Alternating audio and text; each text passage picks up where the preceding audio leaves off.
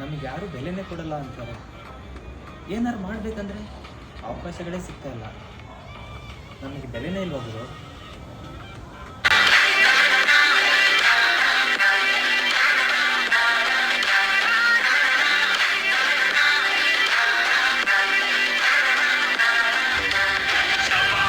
ಅಜ್ಜಿ, ಜೀವನದಲ್ಲಿ ದೊಡ್ಡ ಮನುಷ್ಯ ಆಗಬೇಕಂದ್ರೆ ಚಿಲ್ಲರೆ ಕೆಲಸ ಮಾಡೋದನ್ನು ಬಿಡಬೇಕು.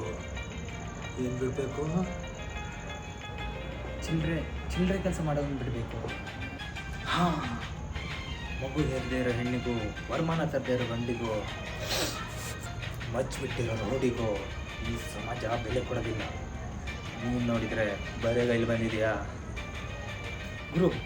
ಈ ಸ್ವಾರ್ಥದ ಪ್ರಪಂಚದಲ್ಲಿ ನಮ್ಮಂಥವ್ರು ಬೆಳೆಯೋಕ್ಕೆ ಆಗಲ್ವಾ ಗುರು?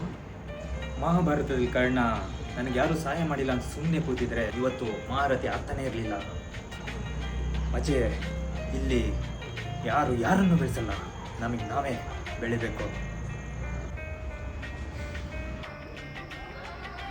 ಹೌದು ಗುರು, ಆ ಕರ್ಣನ ಥರ ಇವತ್ತಿಂದ ನಾನು ಪ್ರಯತ್ನ ಪಟ್ಟೆ ಪಡ್ತೀನಿ.